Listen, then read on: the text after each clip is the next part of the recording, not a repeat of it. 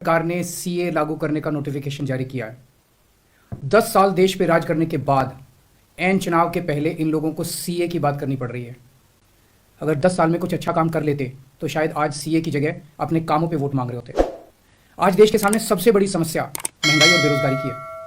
किसी को भी घर चलाना मुश्किल हो रहा है, इतनी ज़्यादा महंगाई हो रही है, कमर तोड़ महंगाई हो रही है। उधर हमारे युवा दर दर की ठोकरें खा रहे हैं रोजगार के लिए, उनके ऊपर डंडे लाठियां बरसाई जा रही हैं। ऐसे में सरकार बेरोजगारी और महंगाई का समाधान ढूंढने की बजाय सीए की बात कर रही है, तो ये बड़े दुख की बात है।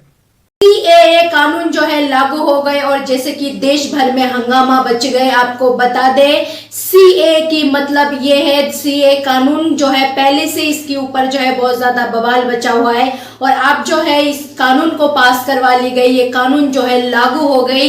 इस कानून ये सीएए कानून क्या है आज मैं आपको बताऊंगी। सीए कानून ये है जो हमारे देश में, भारत देश में जो घुसपैठू है, जो घुसपैठी जो रह रहे और आके कहीं ना कहीं देशों में से किसी न किसी देश में जो आकर रह रहे, यहाँ पर अपनी कई सालों से रह रहे, उनको जो है उन घुसपैठियों को जो है यहाँ पर यहाँ की नागरिकता दी जाएंगे, भारत की नागरिकता उनको दी जाएंगे। इसके अलावा अफगानिस्तान, पाकिस्तान और बांग्लादेश, इन तीनों देश की सिर्फ मुसलमान बिरादरी को छोड़कर बाकी सारी बिरादरी के लोग जो है भारत वो आ सकते हैं। उनके लिए भारत की दरवाजा खुला है और उनको जो है यहाँ पर रोजगार भी दी जाएंगे और उनको यहाँ की नागरिकता, नौकरी, रोजगार, नागरिकता, हर सारी चीजें जिस तरह की सुविधाएं मिलते हैं नागरिकता में, वो सारी चीजें उनको दी जाएंगे।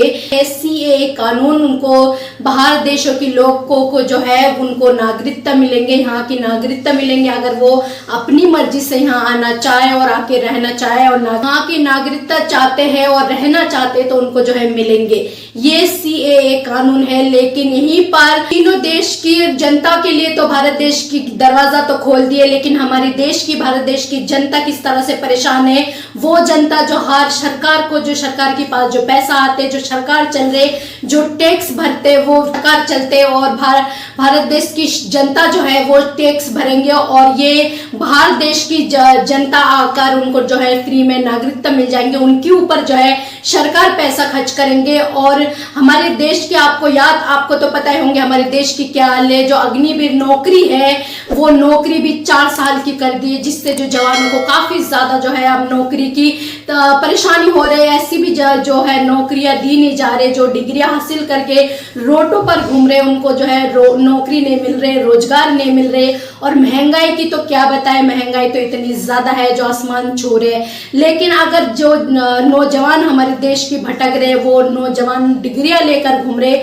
उनको नौकरी ना मिलने की वजह से जो है वो मजदूरी का काम करते और अगर जो ज्यादा ही परेशान हो जाते हैं वो सुसाइड कर लेते हैं। हमारे देश की किसान आज अपनी खेती बाड़ी में उनको मुनाफा नहीं हो रहा, अपनी मुनाफा के लिए जो धूप में इतनी ज्यादा मेहनत करते और पूरी देश की जनता को जो है राशन देने की काम करते, वही किसान जो है आज दिल्ली में किस तरह से दिल्ली आने के लिए भटक रहे, कीले कांटों का सामना कर रहे, वही किसान। ये हमारे देश की हाल है। हमारे देश की बेटियां, हमारे देश की महिला किस तरह से जो है परेशान हो रहे और बेरोजगार हो रहे। इन सारी लोगों को जो है रोजगार ना देके देश की प्रधानमंत्री सीएए कानून लागू कर दिए, क्योंकि ये कानून में देश की जनता को तो नौकरी दिया नहीं जा रही और बाहर देशों की जनता को बुलाकर उनको नौकरी दी जाएंगे। तो ये कहाँ तक इंसाफ है, कहाँ तक ये कानून ठीक से लग रहे। लेकिन इस दिल्ली के मुख्यमंत्री अरविंद केजरीवाल ने प्रेस कॉन्फ्रेंस करके बताए लोगों को, वहाँ की जनता को संदेश देने की काम करे और उनको जो है बताए जो क्या ये एसी का कानून है और हमारे देश की सरकार क्या करने जा रहे। तो ये सारी बयान जो है अरविंद केजरीवाल ने जो दिए, उनकी बयान पर नजर डालिए। सरकार ने सीए लागू करने का नोटिफिकेशन जारी किया है। 10 साल देश पे राज करने के बाद ऐन चुनाव के पहले इन लोगों को सीए की बात करनी पड़ रही है। अगर 10 साल में कुछ अच्छा काम कर लेते तो शायद आज सीए की जगह अपने कामों पे वोट मांग रहे होते। आज देश के सामने सबसे बड़ी समस्या महंगाई और बेरोजगारी की है। किसी को भी घर चलाना मुश्किल हो रहा है, इतनी ज़्यादा महंगाई हो गई है, कमर तोड़ महंगाई हो रही है। उधर हमारे युवा दर दर की ठोकरें खा रहे हैं रोजगार के लिए, उनके ऊपर डंडे लाठियां बरसाई जा रही हैं। ऐसे में सरकार बेरोजगारी और महंगाई का समाधान ढूंढने की बजाय सीए की बात कर रही है, तो ये बड़ी दुख की बात है। ये सीए आखिर है क्या?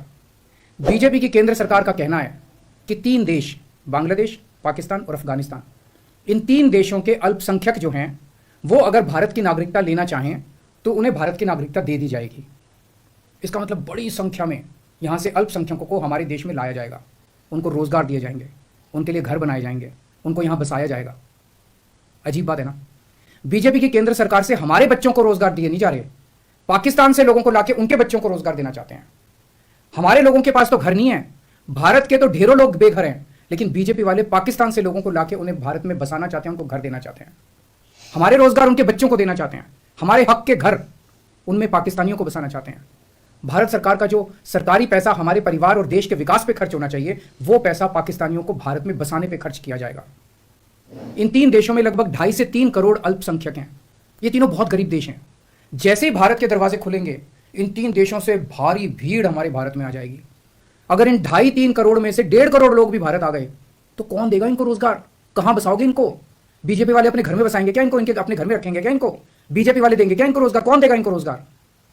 तो प्रश्न उठता है कि बीजेपी ऐसा क्यों कर रही है।